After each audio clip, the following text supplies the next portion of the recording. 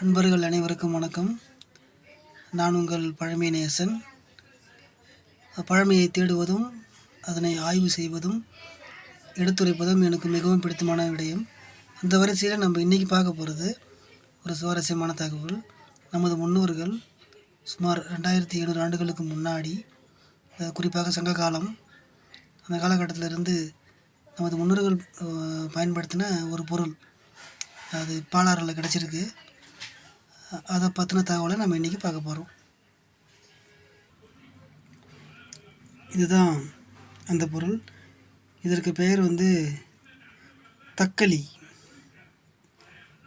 Archaeological name பார்த்தீங்க அப்படின்னா it's called in English spindle whorl. அதாவது நூல் நூற்கிற ஒரு கருவி. சுடுமண்ணில் நிறைய கிடச்சிருக்கு அகழாய்வில். இதில் ஒன்று பார்த்திங்கன்னா மெட்டலில் ஒன்று கிடச்சிருக்கு. இது நூல் மட்டும் நூற்பாங்க. பஞ்சிலிருந்து நூலை தயார் பண்ணுவாங்க. நூலை தயாரித்து அதுக்கப்புறமா ஆடை நெய்து கொள்வார்கள். அதாவது ஹேண்ட்லூம்.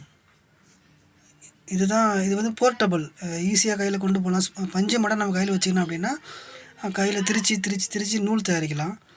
அதுக்கப்புறமா காந்தி சக்கரான்னு ஒன்று வந்துச்சு, உங்களுக்குலாம் தெரியும், ராட்டைன்னு பேர். அது ஸ்டாண்டர்டு. ஒரு இடத்துல உட்காந்து நம்ம என்ன பண்ணணும், நூலை நூறுக்கணும். அது எடுத்துட்டுலாம் போக முடியாது, கம்ஃபர்டபுளாக இருக்காது. ஆனால் இது பார்த்திங்கன்னா அழகாக போர்ட்டபுள் ஸ்பிண்டில் ஓர். நம்மளுக்கு ஈஸியாக என்ன பண்ணிக்கலாம், அதை கையிலே கொண்டு போய்ட்டு நூல் நூறுக்கலாம். எப்படி நூல் நூறுப்பாங்கன்னா, இந்த இடத்துல இந்த ஹோல்ஸ் இருக்கு இல்லையா, இதில் பார்த்திங்க அப்படின்னா குச்சி, அதாவது அயன்லேயோ இல்லை மரத்திலான குச்சியோ என்ன பண்ணுவாங்க, இதில் இன்சர்ட் பண்ணிவிடுவாங்க. நீட்டாக வரும். நீட்டாக பம்பரை மாதிரி சுற்ற விடுவாங்க. சுற்ற விட்டு கையில் ஒரு பஞ்சு வச்சுருப்பாங்க. அந்த கையில் இருக்கிற பஞ்சு அப்படியே சுற்றினாங்க அப்படின்னா அது அப்படியே நேராக நூல் மாதிரி இறங்கும். அதை நான் உங்களுக்கு காமிக்கிறேன் பாருங்கள், அப்போ தான் உங்களுக்கு புரியும். இது எல்லாம் தான். இது ஒன்று நம்மளுக்கு உலோகத்தில் கிடச்சிருக்கு. இது செய்யாறில் கிடச்சிது. இது உலோகத்தால் செய்யப்பட்டிருக்கு. நூலை நூறுத்து அதுக்கப்புறமா நம்மளுக்கு தேவையான ஆடையை செய்துக்குவாங்க. அந்த பொருள் தான் இது. ஃபஸ்ட்டு உங்களுக்கு நான் புகைப்படங்கள் காமிக்கிறேன். அதை பார்த்தீங்கன்னா உங்களுக்கு ஒரு ஐடியா கிடைக்கும். அதுக்கப்புறமா உங்களுக்கு அதை எப்படி செய்வாங்கன்றது ஒரு வீடியோவும் உங்களுக்கு நான் காமிக்கிறேன். இது சார்ந்த விஷயங்களை நான் கட்டுரையாகவும் எழுதியிருக்கேன். அது வெளிவந்திருக்கு. அதையும் நான் அது கூட சேர்த்து உங்களுக்கு காண்பிக்கிறேன்.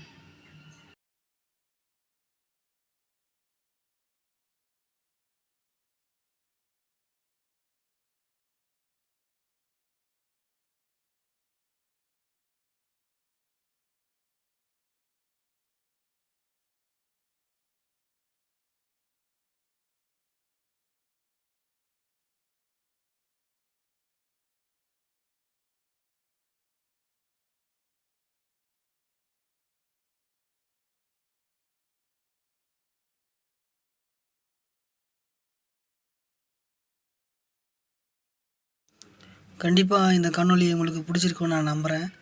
ஒரு புதுமையான தகவலை நீங்கள் தெரிஞ்சிருப்பீங்க அப்படின்னு நம்புகிறேன். இது மாதிரி இன்னும் நிறைய தகவல்கள் அடங்கிய காணொலிகள் காத்திருக்கு.